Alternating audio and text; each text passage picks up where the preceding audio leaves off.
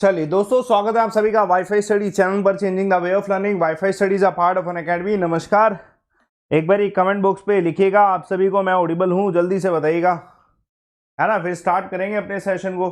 और ये complete Indian history का ही कंटिन्यूएशन है, पार्ट 5 कर रहे हैं आज हम। ठीक है, मैंने आपको बता रखा है कि मैं 7 बजे ही सारे पार्ट्स कवर करा दूंगा। और मैंने आपको ये भी बोला हुआ है कि अगर आप कंप्लीट पॉलिटी पढ़ना चाहते हैं तो रात को 8 बजे आना स्टार्ट कर देना, वो आपका क्लास होगा। लेकिन कुछ बच्चों का कहना है कि सर इतने सारे क्वेश्चन करा दो एक ही दिन में कि हमें उसके बाद क्वेश्चन करने की ज्यादा जरूरत ना पड़े। एक बार कमेंट बॉक्स पे लिखना, आवाज आ रही है? तो बेटा ये दिन कल है, ठीक है, ध्यान रखना, ये दिन कल है। मैं आपको हर एक एग्जाम का एक ही रैपिड फायर कराऊंगा, जो कि रैपिड फायर आपका कल दोपहर 3 बजे स्टार्ट होगा और शाम को 7 बजे स्टार्ट होगा। एक बार दोपहर 3 बजे वाला कर लेंगे, उसी में कवर हो जाएगा तो बहुत बढ़िया। ठीक है, 7 बजे तो अपने पास कंटेंट होता ही है, हम कंटिन्यू करेंगे ही करेंगे। तो दोपहर 3 बजे कल वाईफाई स्टडी पे देख लेना एक बारी पूरा रैपिड फायर। ये मेरा टेलीग्राम चैनल है, अवन सर वाईफाई स्टडी।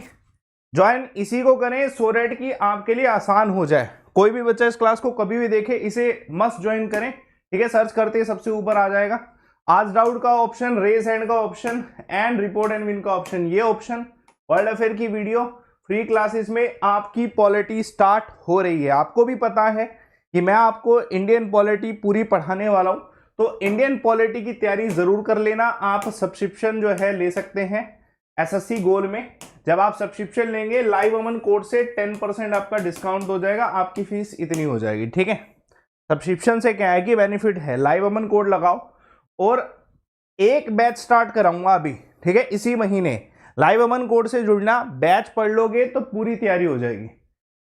चलिए, पॉलिटी की क्लास तो पता ही है ना आप सभी को। चलिए, तो पॉलिटी की क्लास 8 बजे होती है, जैसे कंप्लीट इंडियन हिस्ट्री वैसे कंप्लीट इंडियन पॉलिटी चल रहा है रात को 8 बजे मेरी इस क्लास के जस्ट बाद। अब मुझे बताओ, पहला दोबारा एक ही सवाल पूछता हूं कि कौन कौन सा बच्चा इस क्लास को डेली देख रहा है। जो देख रहा है उसे पता होगा कि हम टाइमलाइन के हिसाब से चल रहे हैं। 7 बजे हम हर दिन एक टाइमलाइन के हिसाब से काम करते हैं, चाहे हमने सिंधु घाटी पढ़ा हो, वैदिक सभ्यता पढ़ा हो, महाजनपद पढ़े हो, बुद्धिज्म पढ़े हो, जैनिज्म पढ़े हो, मौर्य नबी नहीं पढ़ा, दिल्ली सल्तनत हो, मुगल एम्पायर हो, यूरोपियन इंडिया। यूरोपियंस इंडिया में कितने आए, कब आए, ये डिस्कशन कल हो गया था ये डिस्कशन कल कि भाई यूरोपियंस कितने आए थे। मैंने आपके सामने खुद डिस्कस किया था कि भाई कितने यूरोपियंस आए थे। 5 यूरोपियंस आए थे। ठीक है, 5 यूरोपियन आए थे, जिसमें से सबसे पहले मैंने आपको बताया था कि हाँ, सबसे पहले जो आए थे वो पुर्तगाली थे। ठीक है, पोर्टुगीज जो है, ठीक है, वो सबसे पहले आए थे। पुर्तगाली जो है सबसे पहले आए थे। दूसरे नंबर पे कौन, मैंने आपको समझाया था, डच। ठीक है, दूसरे नंबर पे डच। तीसरे नंबर पे कौन, ब्रिटिशर्स। ब्रिटिशर्स जो है, जो हम कह सकते हैं कि आपसे कभी कभी ये भी सवाल मिल सकता है कि सबसे पहले आने वाले ब्रिटिश पर्सन का नाम बताइए। भारत में आए हुए सबसे, अच्छा मैं एक छोटा सवाल ही पूछ लेता हूं, स्टार्ट तो तब करूंगा ना, ये तो खैर बेसिक है जो कल पढ़ा दिया था। भारत में आने वाले सबसे पहले ब्रिटिश पर्सन का नाम बताइए।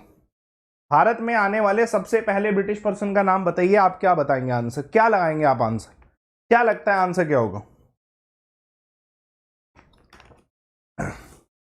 बताइए। भारत, अभी तो खैर हमने सिर्फ पुर्तगालियों का ही पढ़ा है, वास्को डी गामा पढ़ लिया था, अल्माडिया एंड ऑल पढ़ लिया था।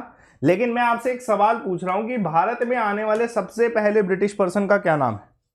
ठीक है, बताइए, भारत में आने वाले सबसे पहले ब्रिटिश पर्सन का क्या नाम है। इस क्वेश्चन का आंसर क्या है बताइए, इस क्वेश्चन का आंसर क्या है, जल्दी से बताइएगा। चलिए, कैप्टन हॉकिंस है। कैप्टन हॉकिंस पहला व्यक्ति था जो कि किसके दरबार में आया था, जहांगीर के दरबार में आया था और सूरत में बनाने की, फैक्ट्री बनाने की अनुमति मांगी थी, है ना। कैप्टन हॉकिंस है, सब जानते हैं। तो मतलब समझ रहे हो, अब ब्रिटिश एम्पायर के बारे में हम पढ़ना स्टार्ट कर देंगे। चौथे नंबर पे कौन, डेनिश। ठीक है, चौथे नंबर पे कौन आए थे, डेनिश आए थे। बहुत ज्यादा समय इनका था नहीं, बहुत ज्यादा समय तक ये रुके नहीं, है ना।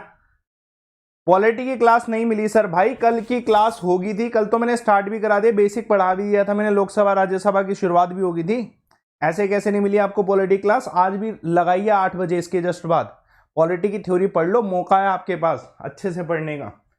आखिरी में जो है फ्रांसीसी, फ्रेंच, सबसे आखिर में फ्रेंच। है ना। हम पूरा डिस्कशन कर चुके हैं पुर्तगालियों पे, हम अब आगे उससे जो है आगे कंटेंट को पढ़ना स्टार्ट करते हैं। ठीक है, चलिए तो स्टार्ट करते हैं। यूरोपियन इन इंडियाज का मैंने आपको पूरा समझा दिया था कि कौन कौन से 5000। अच्छा, ये टेबल याद है, सभी को याद है? ठीक है, गोका गोगा। अच्छा, वैसे किस किस को याद है गोका गोगा?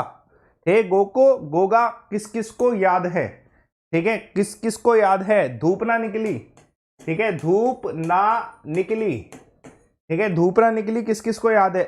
जिस बच्चे को याद होगा ना उसे वो कल पढ़ा है, वो कल पढ़ा है। जिसको ये पता है गोको गोगा क्या है, धूप ना निकली क्या है, ठीक है, और भी बहुत सारे। ठीक है, मास्टर इन जो है कंप्यूटर्स भी मैंने आपको सबके सब जो है मास्टर इन कंप्यूटर्स हैं। ठीक है, मास्टर इन कंप्यूटर्स।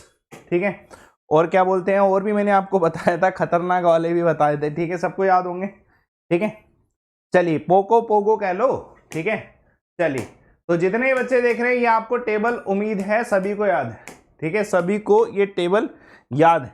ठीक है, पोको पोगो कह लो, कोई दिक्कत नहीं है। चलिए अब हम आते हैं पुर्तगालियों के बाद डच पे। ठीक है, पुर्तगाली जब भारत में आए थे उन्होंने जो है आखिरी में कौन सी जगह जो है रखी थी अपने पास, बाकी सब कुछ इनका खो गया था, तो वो है गोवा पहला।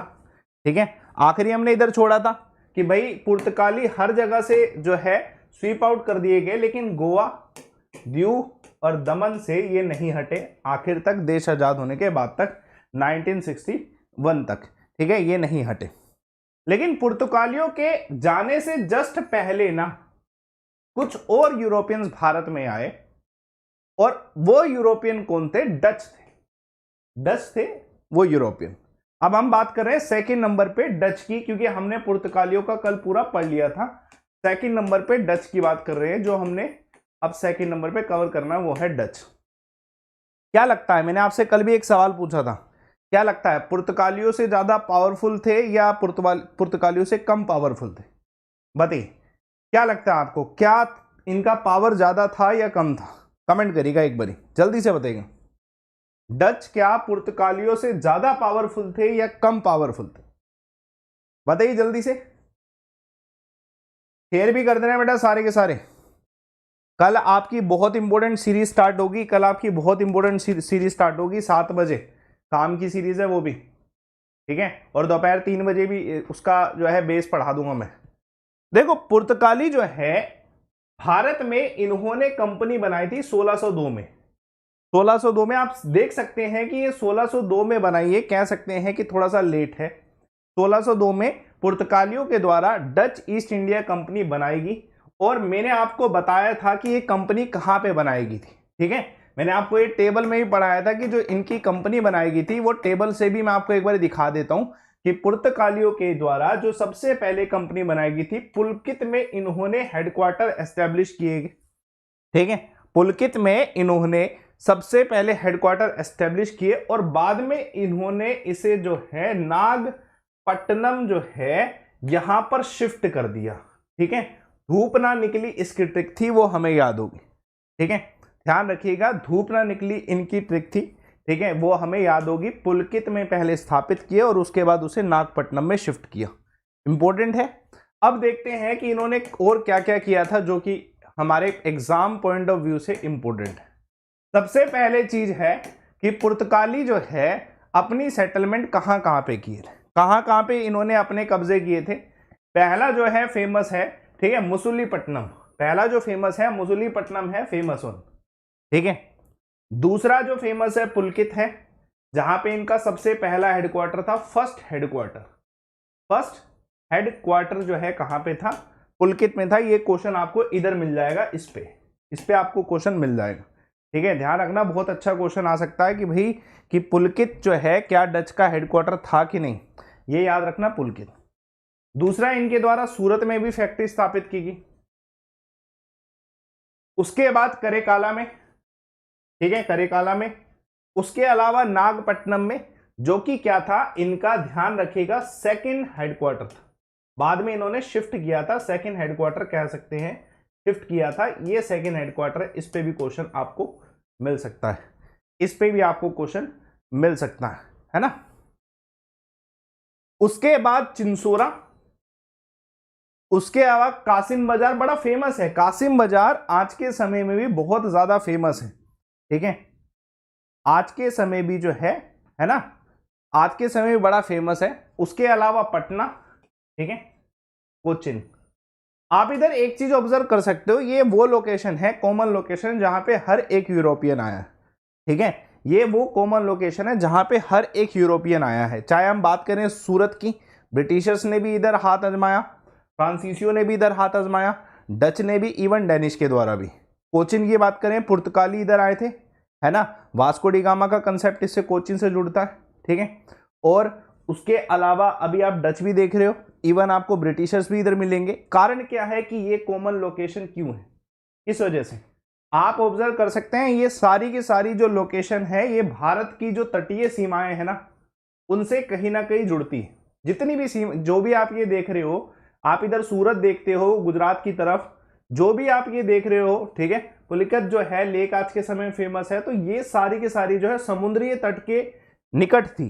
तो ब्रिटिशर्स का सिर्फ इतना सा पर्पस था शुरुआत में कि व्यापार करना, व्यापार वहीं से करेंगे ना जहां पे समुद्र के तट पे जाके प्रोडक्शन ले सके और उसके बाद उसको आगे जो है डिस्ट्रीब्यूट कर सके। तो वही व्यापार के लिए ये लोकेशन जो है चुनेगी, ट्रेड के लिए इनकी यही लोकेशन थी, ट्रेड के लिए इनकी जो है यही लोकेशन थी। इंपोर्टेंट क्वेश्चन है, बन सकता है, ठीक है, व्यापार के लिए ये लोकेशन थी।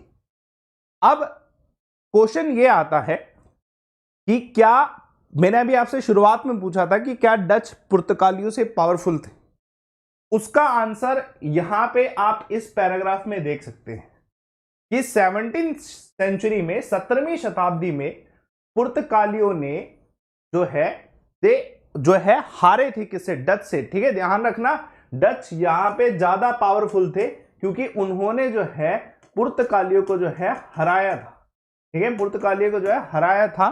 तो आप इधर से एक चीज क्लियर कर सकते हो, पहला कि पुर्तगाली किससे हारे थे, मैंने आपको बताया था कि भाई मुगल्स ने हरा दिया था, ठीक है, मुगल्स ने हरा दिया था। और दूसरा जो है डच ने भी हरा दिया था, डच भी जो है इनको ओवर पावर कर गए थे, इनको जो है ऑलमोस्ट जो है खत्म कर चुके थे। तो यूरोपियन ट्रेड जो है डच का ज्यादा पावरफुल हो गया था पुर्तगालियों के कंपैरिजन में, क्योंकि पुर्तगाली पहले मुगल से हारे थे और व्यापार खत्म होने की वजह से फिर बाद में वो डच से भी हार गए थे, ठीक है। सेम वही बात होगी एक तरीके से कि सेंटर की गवर्नमेंट ने पहले पुर्तगालियों को खत्म कर दिया और उसके बाद जो दूसरी कंपनी थे उसने तो ऑटोमेटिकली खत्म करना ही था। तो ये कंसेप्ट था कि भाई पुर्तगाली जो है वीक थे डच से। पहला क्वेश्चन का आंसर आपको पता होना चाहिए, इंपॉर्टेंट है, आ सकता है। यहां पे एक बहुत इंपॉर्टेंट क्वेश्चन है, ये आप इधर लेक देख रहे हो, ठीक है, पुलकित जो है एक सेंटर प्लेस था, पुलकित जो है एक सेंटर प्लेस था, इंपॉर्टेंट है, क्वेश्चन आ सकता है। आप इधर देखते हो पुलकित लेक है और उसके नियर बाय एक लोकेशन है, ठीक है, ये सेंटर प्लेस था इसके लिए, डच पीपल के लिए। बाद में मैंने आपको बता ही दिया था कि नागपट्टनम में जो है इन्होंने शिफ्ट भी किया था, है ना, इन्होंने शिफ्ट भी किया था। पहले मुख्य केंद्र ये था और उसके बाद शिफ्ट इन्होंने जो है किसमें किया था, नागपट्टनम में किया था। क्वेश्चन आने के चांसेस, बेटा याद रखना, इंडियन पॉलिटी आज थ्योरी कल स्टार्ट होगी थी, जो नहीं जुड़ पाया आज जुड़ जाना। रात को 8 बजे इस क्लास के जस्ट बाद जो है इंडियन पॉलिटी है ना, कवर कराई जा रही है, पूरी कवरेज। देखिए डच जो है पुर्तगालियों को हरा सकते थे क्योंकि पुर्तगाली पहले से ही वीक थे, मुगल एम्पायर ने जो है पुर्तगालियों को हराया था। लेकिन बात यहां पे आती है कि क्या यूरोपियंस में जो इंग्लिश थे, ब्रिटिशर्स, क्या उनसे पावरफुल थे? अगर वो उनसे पावरफुल होते तो ब्रिटिशर्स कभी आते ही नहीं। पहली बात सिंपल है, अगर वो उनसे पावरफुल होते तो ब्रिटिशर्स कभी आते ही नहीं। 17वीं सेंचुरी के मिडल में जो है इंग्लिश जो है यानी कि ब्रिटिशर्स ज्यादा स्ट्रॉन्ग कंटेंडेंट बन गए एज अ कंपनी देखा जाए, और थोड़े ही सालों में उन्होंने डच को जो है हरा दिया।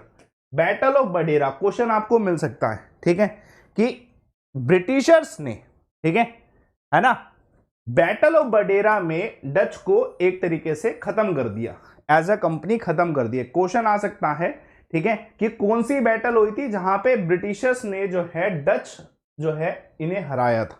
तो सिंपल सा है, ऐसे एरो इधर लगा लेना कि भैया ब्रिटिशर्स ने जो है डच को कौन सी बैटल में हराया था, बैटल ऑफ वडेरा में। ये क्वेश्चन आपको मिल सकता है, कौन सी बैटल, बैटल ऑफ बडेरा का क्वेश्चन आपको जरूर मिलेगा, ठीक है, बैटल ऑफ बडेरा का क्वेश्चन आपको जरूर मिलेगा, ये क्वेश्चन इंपॉर्टेंट है, ठीक है, बैटल ऑफ बडेरा का क्वेश्चन इंपॉर्टेंट है, ठीक है ना। इसके क्वेश्चन कब होंगे बेटा, ध्यान रखना, कल आपकी एक क्वेश्चन सीरीज स्टार्ट हो रही है, वो क्वेश्चन सीरीज कवर जरूर करना, क्योंकि क्वेश्चन सीरीज कवर करके आपकी प्रैक्टिस हो जाएगी। मैं वैसे आपको स्पेशली 3 बजे भी एक क्लास कराने वाला हूं वाईफाई स्टडी पे, कल की क्लास 3 बजे की बहुत ज्यादा जरूरी होगी। ठीक है, नया कंटेंट उठाया हमने, ठीक है, वो कंटेंट हम करने वाले हैं। तो भाई डच हार गए थे, डच ब्रिटिशर से हार गए बैटल ऑफ वडेरा में। तो भाई फर्स्ट नंबर जो है पुर्तगाली भी खत्म, ठीक है, और सेकंड नंबर जो है डच भी खत्म। बात अब आती है तीसरे नंबर पे किसकी, ब्रिटिशर्स की। ठीक है, ब्रिटिशर्स की कहने का मतलब इंग्लिशमैन, ठीक है, इंग्लिशमैन को ब्रिटिशर्स जो है कहा जाता था बेसिकली। तो तीसरे नंबर पे आते हैं ब्रिटिशर्स, जिनके बारे में अब हमें डिस्कशन करना है। यहां पे डिस्कशन थोड़ा अच्छे से करेंगे, क्योंकि ये क्वेश्चन आपको मिलेगा ही मिलेगा ब्रिटिशर्स के ऊपर।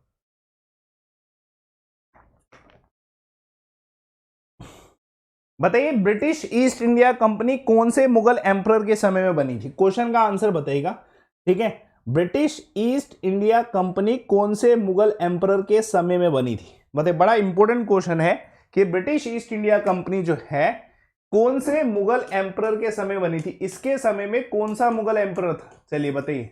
जब ब्रिटिश ईस्ट इंडिया कंपनी बनी तो कौन सा मुगल एम्परर उस समय था भारत में, जब ब्रिटिश ईस्ट इंडिया कंपनी को बनाया गया। ठीक है, 1600 में ब्रिटिश ईस्ट इंडिया कंपनी की स्थापना हुई।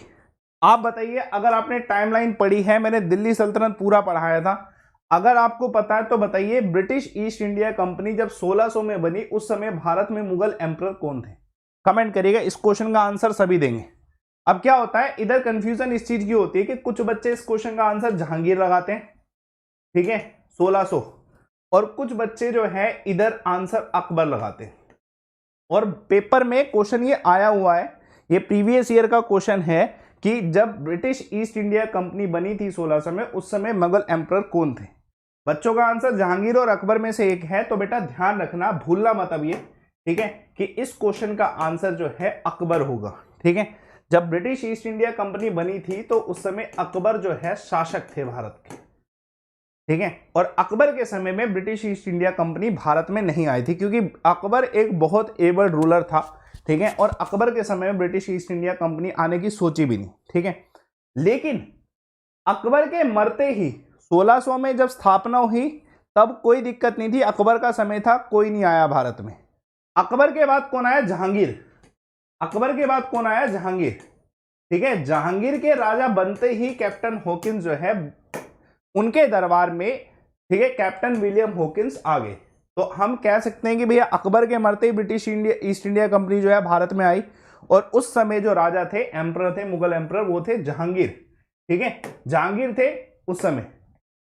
यहां पे कंसेप्ट ये है कि ब्रिटिश ईस्ट इंडिया कंपनी ने जो पॉलिसी को यूज किया ना, वो पुर्तगालियों और डच से थोड़ी सी अलग थी। पुर्तगालियों और डच से थोड़ी सी अलग थी। बताओ कैसे अलग होगी, क्या कारण रहा होगा कि ये खत्म हो गए और ब्रिटिश ईस्ट इंडिया कभी खत्म ही नहीं हुआ जब तक हमारा भारत देश आजाद नहीं हुआ। क्या कारण था, ये खत्म हो गए लेकिन ब्रिटिश ईस्ट इंडिया कंपनी नहीं खत्म हुई, इसका कारण क्या रहा, क्या डिफरेंस है ऐसा, क्या डिफरेंस है ऐसा। बड़ा छोटा सा डिफरेंस है, इनकी एक पॉलिसी थी। ठीक है, इनकी एक पॉलिसी, डिवाइड एंड रूल की पॉलिसी तो बहुत बाद में स्टार्ट हुई थी कि भैया अब हम इधर बैठ चुके हैं, अब हमें बाकियों को लड़वाना है। वो डिवाइड एंड रूल की पॉलिसी बहुत बाद में स्टार्ट हुई थी।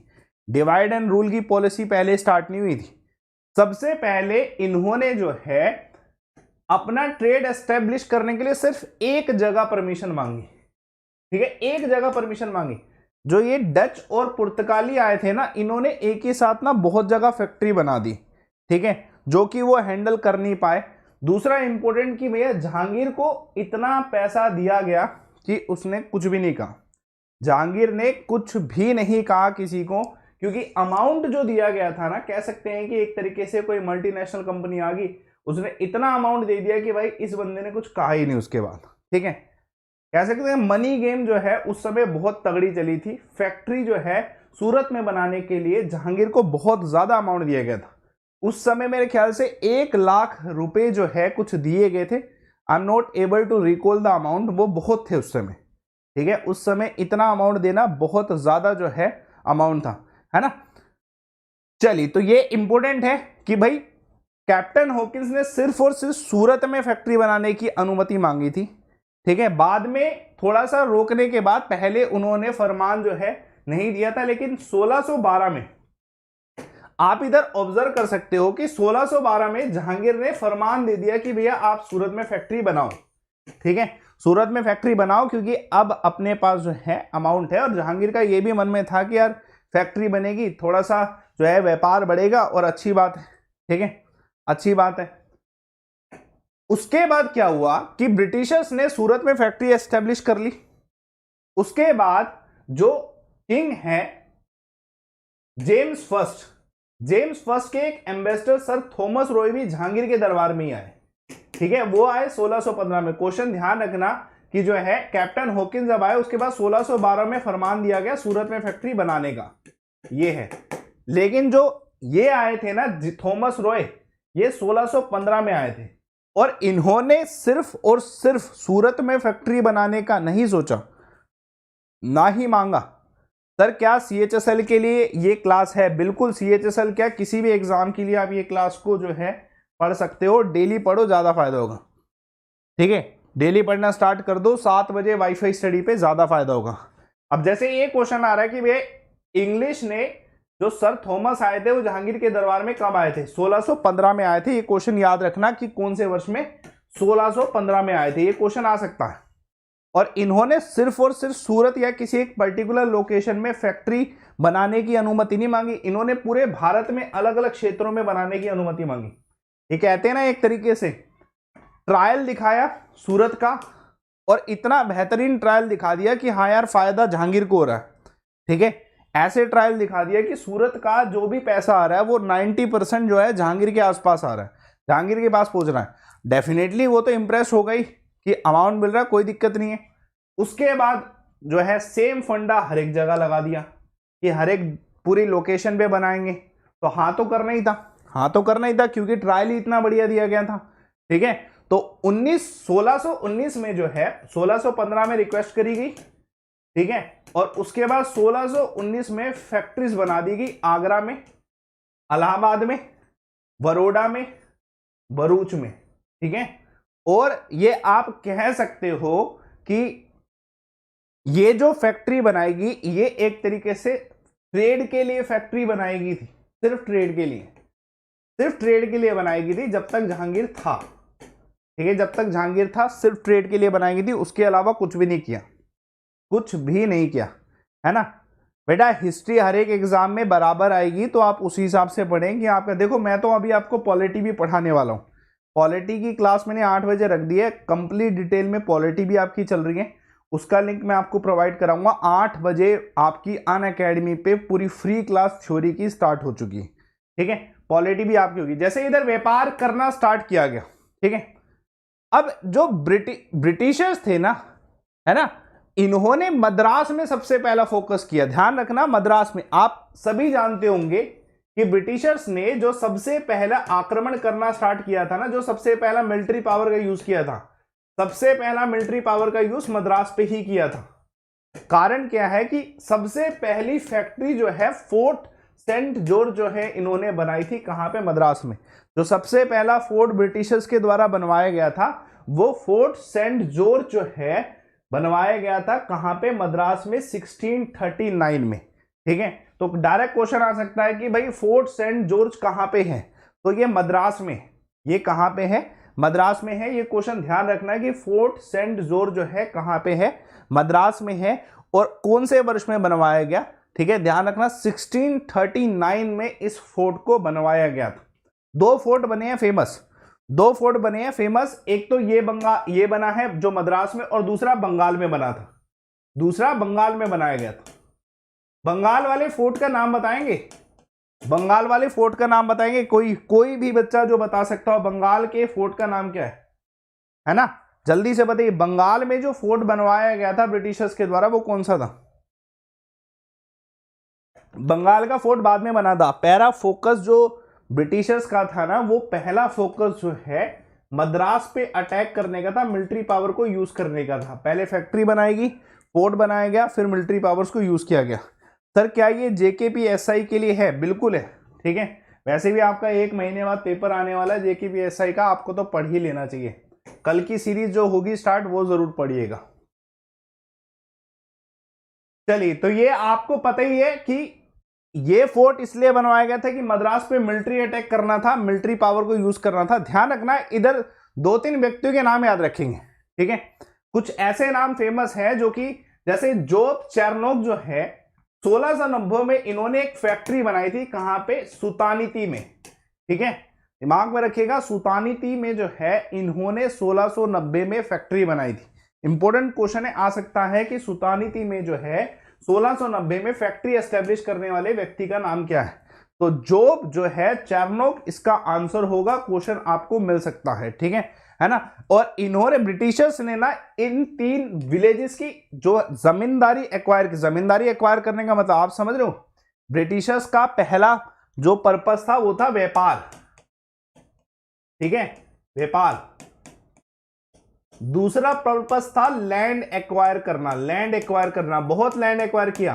परमानेंट सेटलमेंट का कंसेप्ट जो है पूरा ये था कि भैया फार्मर से लैंड एक्वायर कर लेंगे, जमीन ही अपनी, तो उसके बाद बचेगा क्या? जब किसी जगह की जमीन ही अपनी हो जाएगी तो उसके बाद बचेगा क्या उस इंसान के पास? तो लैंड एक्वायर करना दूसरी प्रायोरिटी थी।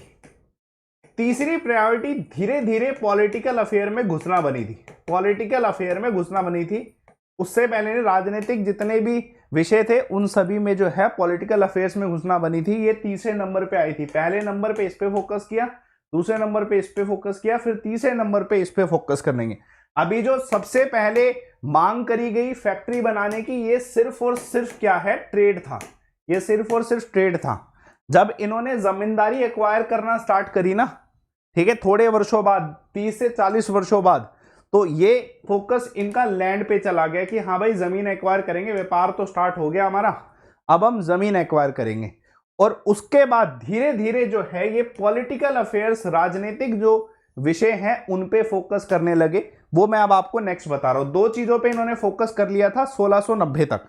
1690 तक 2 चीजें जो है इनकी पर्पसफुल होगी, ठीक है। उसके अलावा इन्होंने कुछ सिटी बनाई।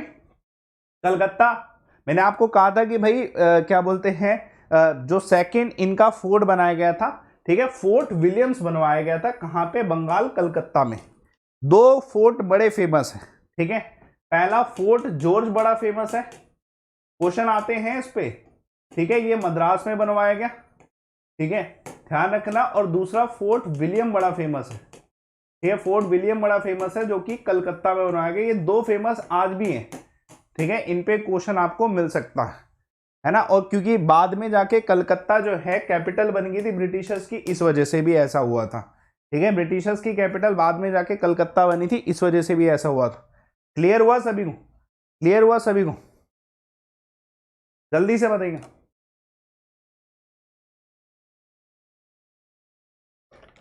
बेटा जो पॉलिटी की क्लास होगी उसका लिंक मैं लगा दूंगा। कल आपकी एक पूरी सीरीज स्टार्ट हो रही है, वो आप जरूर देख लेना।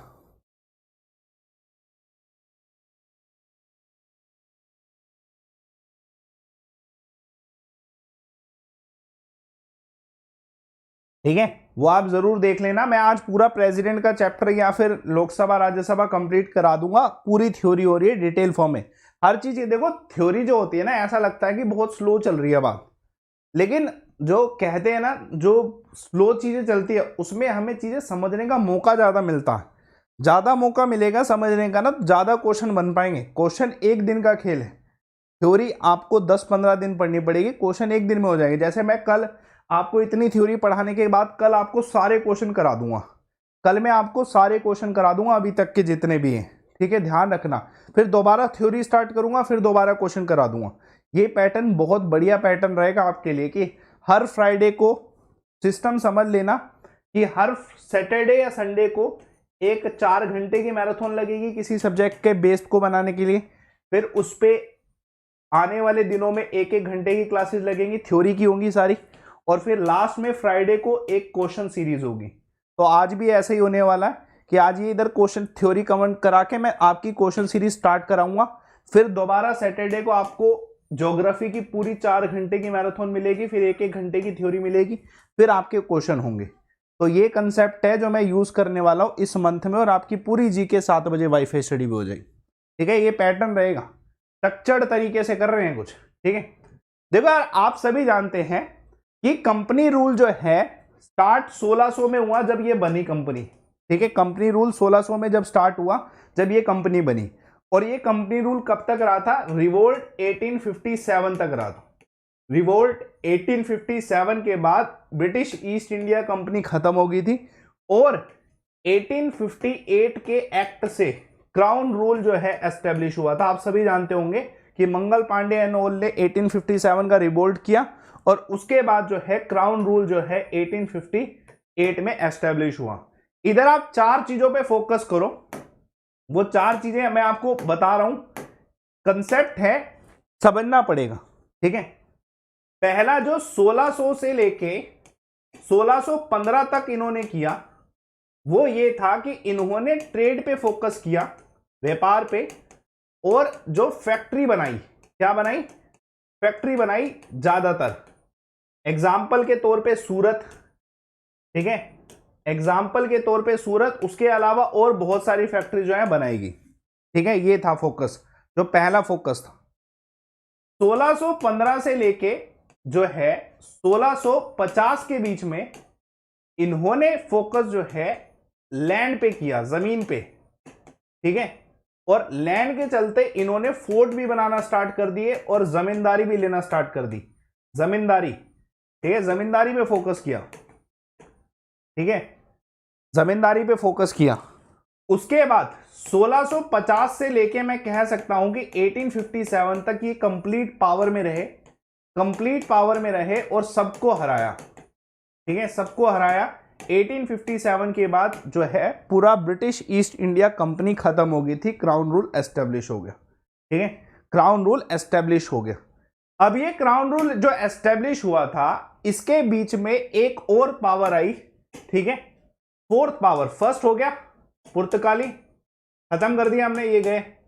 सेकंड हो गया डच, ठीक है, खत्म हो गए थे। तीसरा ब्रिटिशर्स कंटिन्यू रहे थे in the form of empire, कि ब्रिटिशर्स तो लास्ट तक रहे थे। बीच में जो फोर्थ पावर आई थी वो थी डेनिश, डेनिश पावर। अब पढ़ते हैं हम डेनिश के बारे में। फोर्थ पावर जो बीच में आई थी, बेटा साइंस हो जाएगी, तसल्ली रखो। ठीक है, एक सब्जेक्ट होने दो, अगली क्लास अगले वीक में जो है मेरे ख्याल से सैटरडे से ज्योग्राफी भी स्टार्ट हो जाएगी। यहीं पे पॉलिटी मैंने अनअकैडमी में स्टार्ट कर दिया, ऊपर मैं लिंक प्रोवाइड करा रहा हूं आपको। अब बात आती है डेनिश की। पावरफुल तो नहीं थे, कह सकता हूं पावरफुल तो नहीं थे।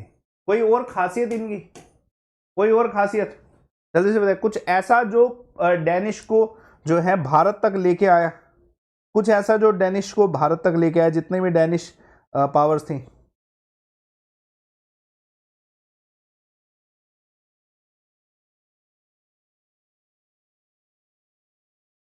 बताइए आंसर क्या है। चलिए ध्यान रखिएगा, ठीक है, कि नीदरलैंड के थे जो डेनिश। अगर मैं कहूँ ना ईस्ट इंडिया कंपनी, तो कहने का मतलब बात हो रही है नीदरलैंड की। ठीक है, बात हो रही है नीदरलैंड की। अब ये जो डेनिश की बात करें, तो डेनिश जो है इन्होंने अपनी सबसे पहली जो है अपनी एस्टेब्लिशमेंट करी थी, वो तरंगबूर में करी थी, जो आज के समय में जो है थरंगबंदी जो है इसके नाम से तमिलनाडु में प्रसिद्ध है। 1620 में जो है डेनिश जो है अपीर हुए थे भारत में। 1620 में जो है डेनिश अपीर हुए थे भारत में। कहने का मतलब कह सकते हैं ब्रिटिशर से बात, क्योंकि ब्रिटिशर जो है, ठीक है, उससे पहले ही आ गए थे। कैप्टन हॉकिंस जो है बहुत पहले आ गए।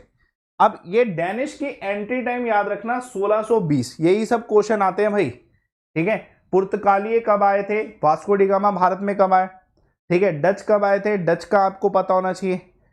ब्रिटिशर्स में कैप्टन हॉकिंस कब आया, और डेनिश में, ठीक है, सबसे पहले कौन से वर्ष में है, 1620 में, है ना, इंपॉर्टेंट क्वेश्चन है। और इन्होंने अपनी जो सेटलमेंट करी थी वो तरंगबूर में जो है करी थी। ठीक है, प्रोनाउंसिएशन आप कुछ भी करिए, ठीक है, आपको याद होना।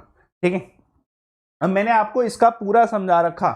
ठीक है, क्या थे सबके सब, बताओ, सारे के सारे बताना। अब एक कमेंट सभी का आना चाहिए, क्या थे सबके सब, क्या थे सबके सब, बताइए जल्दी से। मैंने आपको ये चीट कोड समझाया था, कि मैंने आपको याद कराने के लिए समझाया था कि इन्होंने अपनी कैपिटल एस्टेब्लिशमेंट कहां पे करी। ठीक है, क्या थे सबके सब, जल्दी से बताओ, क्योंकि सबका याद है आपको। ठीक है, सबका याद है कि भैया कौन क्या था, मास्टर इन कंप्यूटर्स थे कुछ, ठीक है, धूप ना निकली, ठीक है, पोको पोगो, और भी बहुत कुछ मैंने आपको बताया। जल्दी से कमेंट करो जो कल आया था उसे पता होगा। चलिए सभी बता रहे हैं ना। डीटीएसबी का क्या मतलब है ना, डीटीएसपी का मतलब ये वही है। डीटीएसपी में जो है डैनिश की बात डी से हो रही है और टी से इसकी बात हो रही है, और उसके बाद जो इन्होंने शिफ्ट किया था वो भी मैं आपको बताऊंगा अभी, ठीक है, वो भी मैं अभी आपको बताऊंगा, ठीक है। चलिए तो अभी हम स्टार्ट कर रहे हैं डैनिश का, ठीक है। देखिए डैनिश जो डेनमार्क थे ना, उनका जो है सेटलमेंट, पहले इन्होंने सेटलमेंट कर दिया तरनबूर में, और उसके बाद उन्होंने शिफ्ट किया सेटलमेंट जो है सेरमपुर बंगाल में, है ना, जो कि बाद में इनके हेडक्वार्टर की तरह काम आया, ठीक है। English purchase all their settlement 1845, ये एक तरीके से कह सकते हैं कि डैनिश आए, इन्होंने बिजनेस सेटअप किया, इन्हें लगा कि हमारे बहुत बड़े बड़े उस्ताद इधर बैठे हुए हैं, एग्जाम्पल के तौर पे ब्रिटिशर्स, इनसे भिड़ने का फायदा नहीं होगा, तो इनको अपना सारा सेटलमेंट बेचो और चलते बनो। समझदार थे, अच्छे बिजनेसमैन थे। डेनमार्क आज के समय में बहुत अच्छा बिजनेस कंट्री माना जाता है। कारण क्या है? समझदारी इसी में है कि ब्रिटिशर्स को अपने सारा बनाया कंसेप्ट जो है बेच डालो और अपने घर की ओर लो। ये घर की तरफ नहीं गए थे, एक्चुअली में इंडोनेशिया चले गए थे। कारण था राइस का कल्टीवेशन बहुत अच्छा था और इनको राइस के कल्टीवेशन में बहुत इंटरेस्ट था, ठीक है। माना जाता है कि डेनिशर्स जो थे उन्होंने अपना सब कुछ बेचा ब्रिटिशर्स को 1845 के आसपास, ईयर देख सकते हो आप, और इंडोनेशिया पे ज्यादा फोकस किया, ठीक है, इंडोनेशिया पे ज्यादा फोकस किया, ठीक है। क्लियर है सभी को? तो हम डेनिश का गेम तो इधर ही कह देंगे खत्म है, ठीक है। तो सिंपल कैसे, ये बेटा मेरा टेलीग्राम चैनल है अमन सर वाईफाई स्टडी, एक तो आपको इसे ज्वाइन करना है क्योंकि कल दोपहर 3 बजे, अच्छा एक बार कमेंट बॉक्स में बताओ कौन कौन कल दोपहर 3 बजे मेगा रैपिड सीरीज पढ़ने आ रहा है। मेगा रैपिड सीरीज मतलब फुल स्पीड में आपकी 300 क्वेश्चन होंगे, फुल स्पीड में आपके 300 क्वेश्चन होंगे। ये 7 बजे वाली क्लास तो है ही है, लेकिन वाईफाई स्टडी पे कल दोपहर 3 बजे मेगा रैपिड सीरीज होने वाली है, जो आपके बहुत काम आएगी। बहुत अच्छे क्वेश्चंस के साथ मेगा रैपिड सीरीज है। इस टेलीग्राम चैनल पे आपको उसका लिंक मिल जाएगा, देख लेना, काम आएगी आपके। कल दोपहर 3 बजे आपकी मेगा रैपिड सीरीज है।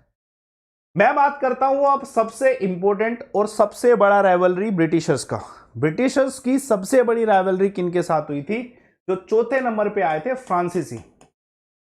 कोई इतना पावरफुल नहीं था जितने पावरफुल फ्रांस के जो है, ठीक है, व्यक्ति थे। कोई इतना पावरफुल नहीं था।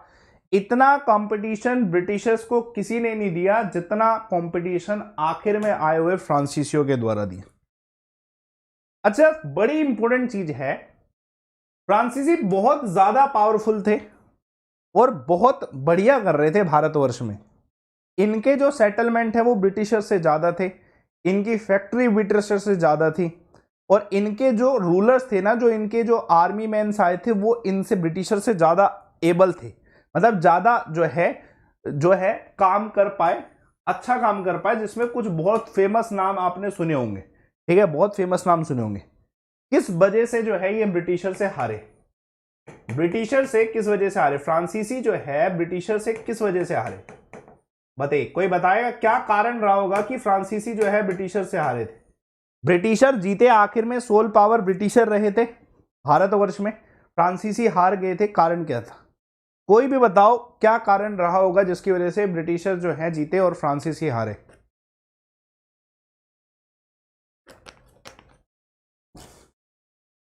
चलिए देखो, इसमें एक बड़ा सिंपल सा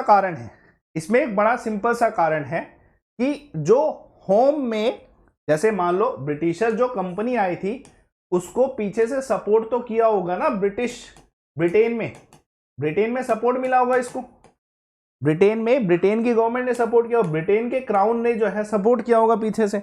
बिना ब्रिटेन के क्राउन के सपोर्ट के ये नहीं कर सकते थे कुछ। और जो फ्रांसीसी थे ये अच्छे थे, बेहतरीन थे और भारत के हित में सोचे थे, लेकिन इनको जो है फ्रांस की गवर्नमेंट ने, फ्रांस के क्राउन रूल ने जो है सपोर्ट नहीं किया था। रॉबर्ट क्लीव भी इतने पावरफुल नहीं थे जितने डुप्लेक्स थे। डुप्लेक्स आपने नाम सुना होगा, बहुत फेमस नाम था डुप्लेक्स।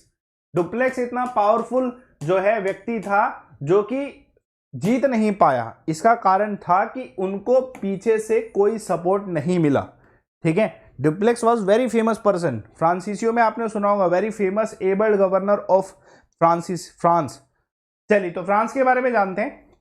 मैं आपको ये डिटेल इसलिए बता रहा हूं क्योंकि मैं चाहता हूं हिस्ट्री का रट्टा ना हो। हिस्ट्री का रट्टा ना हो, बहुत सारे क्वेश्चन आपको मिल जाएंगे जब आप प्रैक्टिस करोगे। अभी आप चीज़ों को जो सीख रहे हो ना, इनके जब आप क्वेश्चन करने लगोगे ना, आपको कल आप देखना दोपहर 3 बजे आ जाना। आप दोपहर को 3 बजे आ जाना वाईफाई स्टडी पे, और एक रैपिड फायर सीरीज स्टार्ट हो रही होगी, लिखा होगा rapid fire series by Aman sir. उसको एक बार अटेम्प्ट करना। 2 घंटे की रैपिड फायर सीरीज है, 300 क्वेश्चन प्रैक्टिस करना। आपकी जीके की जो लेवल है ना, वो आपको समझ आएगा कल। ठीक है, एक अच्छा कंटेंट रखा है क्वेश्चंस का। फ्रांसिसियो की बात करूं तो इसकी स्थापना, फ्रांस ईस्ट इंडिया कंपनी की स्थापना 1664 में हुई। बहुत लेट हुई। पहला कारण कि फ्रांस ईस्ट इंडिया कंपनी ने स्थापना ही, ब्रिटिशर्स ने जो स्थापना है 1600 में कर दी थी। आप देख सकते हो यहां पे 64 इयर्स लेटर जो है फ्रांसिसियो ने अपनी कंपनी की स्थापना करी है। ठीक है ना, 64 सालों के बाद जो है फ्रांसिसियो ने अपनी कंपनी की स्थापना करी है। ब्रिटिशर्स तो 1600 में अपनी कंपनी की स्थापना कर चुके थे। ठीक है, इंपॉर्टेंट है। सर कल क्या टॉपिक रहेगा 3 बजे? बेटा टॉपिक मैं बता देता हूं कि मैं आपको एक एनालाइज देना चाहता हूं जीके के 25 क्वेश्चन पेपर में कैसे आ सकते हैं। दोपहर 3 बजे पूरा आपको रिव्यू देना चाहता हूं कि ये क्वेश्चन आ सकते हैं जीके के 25 क्वेश्चन पेपर में कल दोपहर 3 बजे। और अभी इंडियन पॉलिटी का लिंक डायरेक्ट लगा दिया। थ्योरी में आपको हिस्ट्री के साथ पॉलिटी पढ़ा रहा हूं, और जब मैं यहाँ पे 7 बजे ज्योग्राफी पढ़ाऊंगा ना, ठीक है, तब मैं आपको अनअकैडमी पे इकोनॉमी पढ़ाऊंगा। ठीक है, तो मैं आपको 2 सब्जेक्ट एक साथ पढ़ाना चाहता हूँ। 7 बजे हिस्ट्री चल रहा है तो 8 बजे पॉलिटी चल रहा है, फिर मैं ज्योग्राफी स्टार्ट करूंगा 7 बजे, तो फिर 8 बजे आपकी इकोनॉमी चलेगी। जीके की टेंशन छोड़ दो, 7 बजे और 8 बजे दोनों टाइम पे पढ़ो, तब आएगा मजा। और कुछ एक्स्ट्रा क्वेश्चन देख लेना जैसे कल हो रहे हैं। फ्रांस ईस्ट इंडिया कंपनी की जो स्थापना है 1664 में हुई थी, और ये किसके द्वारा की गई थी? कोलबर्ट के द्वारा। ये क्वेश्चन जो है कोलबर्ट के ऊपर मिलता है। ठीक है, कोलबर्ट के द्वारा जो है फ्रांस ईस्ट इंडिया कंपनी की स्थापना की गई थी। ये क्वेश्चन याद रखना। ठीक है, ये क्वेश्चन आ सकता है। और इनके द्वारा, जैसे ब्रिटिशर्स ने जो अपनी पहली फैक्ट्री बनाई थी सूरत में बनाई थी, कैप्टन हॉकिंस ने सूरत पे जो है परमिशन मांगी थी कि सूरत में बनानी है। सेम इनके द्वारा भी जो पहली फैक्ट्री बनाई, ब्रिटिशर्स के साथ साथ फ्रांसिसियो ने भी अपनी पहली फैक्ट्री कहां पे बनाई थी? सूरत में बनाई थी। और ये फैक्ट्री बनाने वाले व्यक्ति का नाम क्या था? फ्रैंकोइस मार्टिन इसका आंसर होगा। कि भाई जो फ्रांसिसियो में जो पहली फैक्ट्री बनाएगी सूरत में बनाएगी, और किसके द्वारा बनवाएगी? फ्रैंकोइस मार्टिन के द्वारा बनाएगी 1668 में। ये क्वेश्चन आ सकता है। छोटा सा पैराग्राफ है, हालांकि क्वेश्चन बहुत अच्छा है। ठीक है सर, बेटा हर एक क्लास का पीडीएफ दे रहा हूं। ये क्लास का पीडीएफ मैं आज क्यों दे दूंगा? क्योंकि आज ये वाला चैप्टर खत्म हो जाएगा। कल मैंने इसलिए नहीं दिया था क्योंकि चैप्टर नहीं खत्म हुआ था, बीच में कैसे पीडीएफ दे देता। आज ये चैप्टर खत्म हो जाएगा, और पॉलिटी का भी चैप्टर एक खत्म हो जाएगा पूरा पार्लियामेंट का। तो दोनों पीडीएफ आपको 9 बजे तक आपके टेलीग्राम चैनल अमन सर वाईफाई स्टडी पे मिलेगी। ठीक है, पीडीएफ तो आप ही के लिए बनाई है भाई, इधर पढ़ा रहे तो पीडीएफ भी आप ही को मिलेगी, टेलीग्राम पे मिल जाएगी, डोंट वरी। उसके अलावा एक ये व्यक्ति थे, ठीक है, इनके द्वारा ना मछलीपट्टनम में भी एक फैक्ट्री बनाएगी। जो दूसरी फैक्ट्री बनाई थी वो मछलीपट्टनम। ध्यान रखना, 2 नाम बड़े फेमस हैं, आप सभी जानते होंगे। जैसे पुर्तगालियों ने, सुना होगा आपने, पुर्तगालियों ने जो अपना आखिरी जो अड्डा बनाया वो गोवा को बनाया। आज के समय में गोवा वाली फीलिंग जो है पुर्तगालियों वाली फीलिंग ही लगती है। अगर आप जाओगे तो आपको लगेगा हाँ भाई पुर्तगालियों का कंसेप्ट है इधर पूरा। सेम फ्रांसिसियो के द्वारा जो अपना एक अड्डा बनाया गया ना, आखिरी कह सकते हैं, वो पोंडिचेरी था। फ्रांसीसी आखिर तक पोंडिचेरी से नहीं निकले थे। ठीक है, Pondicherry was founded by Francisco Martin. Question आ सकता है कि जो पोंडिचेरी की जो है स्थापना किसके द्वारा की गई थी, उसे एक शहर किसने बनाया था? तो 1673 में फ्रांसिस्को जो मार्टिन है, जिन्होंने ये फैक्ट्री एस्टेब्लिश करी थी सूरत में, उन्हीं के द्वारा जो है पोंडिचेरी की स्थापना हुई थी। He was the first governor of France headquarter in India. तो ध्यान रखना ये व्यक्ति बहुत इंपॉर्टेंट है। ठीक है, ध्यान रखना ये व्यक्ति बहुत इंपॉर्टेंट है। फ्रैंकोइस मार्टिन जो है, पोंडिचेरी की स्थापना भी इन्होंने करी थी 1673 में, और सूरत की फैक्ट्री भी इन्हों के द्वारा ही बनाई गई थी, ठीक है, 1668 में। और भारत में फ्रांसीसियो के पहले गवर्नर भी कौन थे? यही थे, फ्रैंसिसियो मार्टिन। क्लियर है सभी को? क्लियर है सभी को? जल्दी से एक बार कमेंट करना, क्लियर है सभी को? जब जितने बच्चे देख रहे हैं,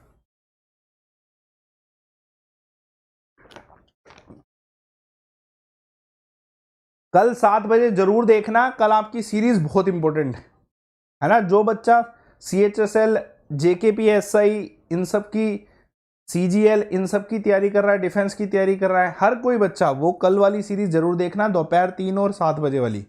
कल में मैं क्वेश्चन खत्म करा दूंगा, क्योंकि मेरा इंटरेस्ट है कि मैं आपको सैटरडे को इंडियन ज्योग्राफी स्टार्ट कराऊं, पूरे 4 घंटे के मैराथन के साथ, ठीक है। तो कल में क्वेश्चन निपटा देना जिसने निपटाने होंगे। अब देखो यार, जो फ्रांसीसियो की जो फैक्ट्री बनाएगी ना, बेसिकली माहे में बनाएगी। ये लोकेशन वो है जो फ्रांसीसियो का आखिर तक रहा, करेकाल में बनाएगी। ये लोकेशन कुछ इस तरफ है, अभी मैप आपको अच्छे से दिख नहीं रहा होगा इसलिए मैं दिखा भी नहीं रहा। चंद्रनगौर जो है तीसरा लोकेशन। तो 4 फैक्ट्री कह सकता हूं मैं, ठीक है। फ्रांसीसियो के द्वारा 4 फैक्ट्री बनाई थी। पहला सूरत था, ठीक है, दूसरा मछलीपट्टनम, ठीक है, तीसरा माहे, ये इंपॉर्टेंट है, चौथा करेकाला। ये लोकेशन है जहां पे फ्रांसीसियो का अड्डा था, मैं वही लिख रहा हूं। उसके बाद चंद्रनगौर, स्पेलिंग देख लेना। और आखिर में जो सबसे इंपॉर्टेंट आता है, और वो सबसे आखिर में भी रहा, पौंडीचेरी, जो आखिर तक रहा था पौंडीचेरी। ये लोकेशन है जहां पे फ्रांसीसियो, ये क्वेश्चन है, ये क्वेश्चन है आपका, ये क्वेश्चन है कि फ्रांसीसियो का जो पावर रहा था वो कहां रहा था। ये लोकेशंस है जहां पे फ्रांसीसियो की पावर रही थी। पहला सूरत में, ठीक है, ये सूरत में पहली पावर रही थी, दूसरी मछलीपट्टनम में रही थी, तीसरी माहे में, फिर कारेकाल, फिर चंद्रनगौर, और सबसे फाइनल और सबसे पावरफुल पौंडीचेरी। क्लियर सभी को? A to Z बच्चे क्लियर है?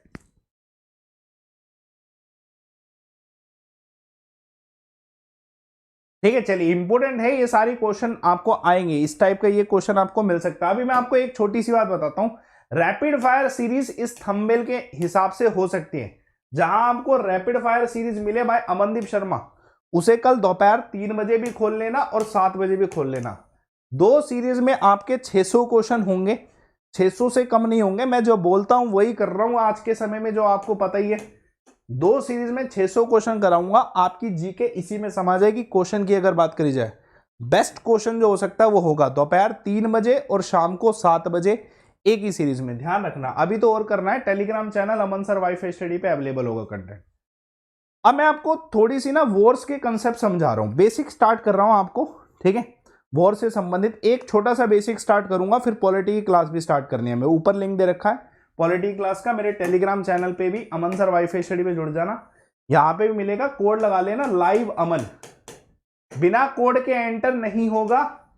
लिख लो, रट लो, कुछ भी कर लो, क्लास की एंट्री इससे होगी। और जो बच्चा जीके मुझसे पढ़ रहा है वो हर क्लास पे पढ़े, किसी भी क्लास में मैं आपका टाइम वेस्ट करने के लिए नहीं बुलाता।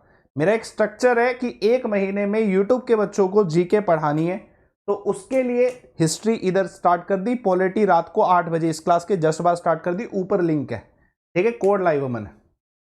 चलिए, एंग्लो फ्रेंच कन्फ्लिक्ट्स बताता हूं मैं आपको, छोटा सा पोर्शन है। बेसिकली तो आप सभी जानते हैं कि एंग्लो जीते थे और फ्रांसीसी हारे थे, ये सब जानते हैं कि एंग्लो जीते थे, फ्रांसीसी हारे थे, ठीक है। लेकिन इस पे ना एक बड़ी फेमस वॉर है, बैटल ऑफ वॉन्डिवोश, आपने सुना होगा, सुना है आप सभी ने? बैटल ऑफ वॉन्डिवोश सुना आप सभी ने? जल्दी से बताइएगा, बैटल ऑफ वॉन्डिवोश कौन कौन जानता है? बैटल ऑफ वॉन्डिवोश बहुत फेमस है, ठीक है। आखिर में अगर कोई कहने कि भाई ब्रिटिशर जो है फ्रांसीसियों को कब हरा पाए, कहां पे हरा पाए, तो बस एक ही बैटल मानी जाती है, जिसे हम कहते हैं इंग्लिश डिफीटेड द फ्रांसीसी इन बैटल ऑफ वॉन्डिवोश, जो कि 1760 में हुई थी। यह बहुत इंपॉर्टेंट क्वेश्चन है कि बैटल ऑफ वॉन्डिवोश जो है ये कब हुई थी, ठीक है। बैटल ऑफ वॉन्डिवोश कब हुई थी बेटा, याद रख लेना, 1760 में हुई थी, जहां पे ब्रिटिशर्स ने, ठीक है, किसे हराया था, ठीक है, फ्रांसीसियों को हराया था।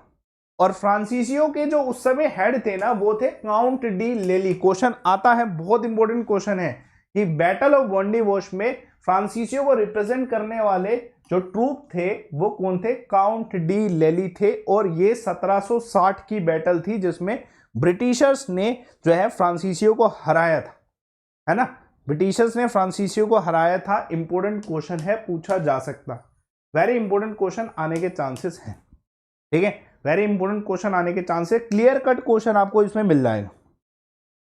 सर बोर्ड का कलर चेंज करो, भाई कल के क्वेश्चन सीरीज में कर देता हूं, थ्योरी में नहीं कर सकता, बहुत ब्लैक नहीं अच्छा लगेगा बहुत ज्यादा, ठीक है, यही ठीक है, व्हाइट ही ठीक है, आई जस्ट लाइक व्हाइट, है ना। और इंग्लिश ने जो है सब कुछ कैप्चर किया, पौंडीचेरी को डिस्ट्रॉय किया, लेकिन ध्यान रखना इस पूरी वॉर में इन्होंने सब कुछ जो है डिस्ट्रॉय कर दी, फ्रांसीसियो की सारी फैक्ट्री डिस्ट्रॉय कर दी, जिसमें एग्जाम्पल में सब कुछ आ जाता है कि भैया सूरत भी खत्म कर दिया, सूरत की पहली फैक्ट्री जो है खत्म करी, ठीक है, मछलीपट्टनम की फैक्ट्री को खत्म कर दिया, मछलीपट्टनम की फैक्ट्री को खत्म कर दिया। आखिर में जैसे मैंने आपको ये बताया था ना, पुर्तगालियों के पास क्या बचा था? गोवा बचा था। आखिर में पुर्तगालियों के पास गोवा, दीव और दमन बचा था, ये बचा था ना, कह सकते हैं कि हाँ भाई ये बचा था, और इसमें इन्होंने राज किया। पुर्तगाली पूरी तरीके से खत्म नहीं हुए थे, इन सब जगह पे होते हैं, ठीक है। सर पॉलिटी की क्लास कहां पे होगी? ऊपर लिंक दे रखा बेटा, इंडियन पॉलिटी, लिंक को ओपन करो, लाइव अमन कोड लगाना और जुड़ जाना, 10 मिनट बाद स्टार्ट होगी पॉलिटी क्लास। इधर ध्यान रखो कि यहां पे इनके पास क्या बचा? पौंडीचेरी बचा, कारेकाल बचा, माहे बचा और साथ के साथ यनम बचा। ये 4 लोकेशन जो है फ्रांसीसियो के बाद आखिर में बची थी, ये 4 लोकेशन जो है फ्रांसीसियो के बाद आखिर में बची थी, बाकी सारी फैक्ट्रीज जो है खत्म कर दी गई, है ना। अनअकैडमी में क्लास होगी। चलिए तो देखो यार, अब ये मैंने आपको समझा दिया है, मेरी जो हिस्ट्री का कंटेंट है इसको मैं आगे कंटिन्यू करूंगा। बस ध्यान रखना कल आप दोपहर 3 बजे और साथ के साथ 7 बजे, ये 2 टाइम पे ना 600 क्वेश्चन कवर कर लेना। 600 क्वेश्चन पूरे होंगे, हर एक सब्जेक्ट के, पूरी जीके के होंगे, ठीक है। आप अभी सारे के सारे सिंपल सा काम करो, देखो यार ये आपके भले के लिए है। इंडियन पॉलिटी यहां पे कंटिन्यू कर रहे हैं अब 8 बजे, ऊपर लिंक दे रखा है, इंडियन पॉलिटी लिखा है, कोड है लाइव अमन, पूरी फ्री क्लास। आप ये समझ लो 1 महीने में जीके कवर करने के लिए हमें 2 क्लासेस लगानी पड़ेगी। एक सब्जेक्ट 7 बजे चलेगा, हिस्ट्री चल रहा है, और 1 बजे एक सब्जेक्ट 8 बजे चलेगा, इंडियन पॉलिटी चल रहा है। जैसे आप इधर हिस्ट्री पढ़ने आए हो वैसे पॉलिटी पढ़ो। कॉम्बिनेशन भी बड़ा अच्छा है कि हिस्ट्री और पॉलिटी ही बच्चे साथ में पढ़ते हैं, कोई भी सब्जेक्ट हो, कोई भी एग्जाम हो, हिस्ट्री पॉलिटी साथ में पढ़ी जाती है। मैं उसी पैटर्न को फॉलो कर रहा हूं। ये कोड लाइव अमन है, ऊपर लिंक दे रखा है। मेरा टेलीग्राम चैनल सर्च करना priority compulsory whatsoever you think. कारण क्या? क्योंकि मैं इसी में पीडीएफ डालता हूं, और मैं पीडीएफ 100% डालता हूं। जैसे मैं आपको अभी पढ़ाऊंगा, 8 बजे की क्लास पॉलिटी खत्म होगी, आपको दोनों सब्जेक्ट की पीडीएफ इस टेलीग्राम चैनल पे मिलेगी। सर्च करोगे तो जिसमें सबसे ज्यादा बच्चे कनेक्टेड होंगे उसी में जुड़ना। सब्र कर लेना कि आप ऊपर वाला लिंक ओपन करो, एक कोड लाइव अमन यूज करो और जुड़ो। तो 5 से 10 मिनट वेट करना, क्योंकि मैं ये सेटअप ऑफ करके नेक्स्ट क्लास में जुड़ने वाला हूं आपको पढ़ाने के लिए। पॉलिटी पूरी थ्योरी पढ़ाऊंगा, पॉलिटी में भी ऐसी पॉलिटी होगी आपने कहीं नहीं पढ़ी। पीडीएफ मैं टेलीग्राम चैनल पे पॉलिटी की क्लास के बाद डालने वाला हूं, ये ज्वाइन कर लेना इतनी देर, ठीक है। बहुत सब्र से हम पूरी क्लासेस को कर रहे हैं। हमारा पर्पस, मेरा पर्पस 7 बजे जुड़ा के आपको 1 महीने में जीके कवर कराना है। अगर कर लो तो बहुत भला, नहीं करो तो भला आपका होगा, लेकिन समय पे होना चाहिए भला, ठीक है। टेलीग्राम चैनल ज्वाइन करें, लाइव अमन कोड से इंडियन पॉलिटी का ऊपर लिंक है, ओपन कर लो सारे के सारे। 1 मिनट दे रहा हूं, 1 मिनट नहीं 2 मिनट दे रहा हूं, क्योंकि आप जो है थोड़ा समय लगा सकते हो। ऊपर वाला लिंक ओपन करके सारे के सारे जुड़ जाओ, और फिर टेलीग्राम चैनल सर्च कर लो। जो भी बच्चा पहली बार पढ़ रहा है मुझसे, टेलीग्राम चैनल एक बार ही सर्च कर लेना, सो डैट कि आपको बेनिफिट हो, कि मैं आपको लिंक प्रोवाइड कराने वाला हूं। चलिए तो एंड कर रहा हूं मैं सेशन को। ये चैनल सब्सक्राइब करें, सेशन लाइक करें, शेयर करें, ठीक है। पीडीएफ के लिए टेलीग्राम चैनल अमन सर वाईफाई स्टडी ज्वाइन करें, ऊपर वाला लिंक ओपन करें, क्योंकि आपको पॉलिटी की क्लास पढ़नी है तो लॉट फॉर वॉचिंग। कल 7 बजे और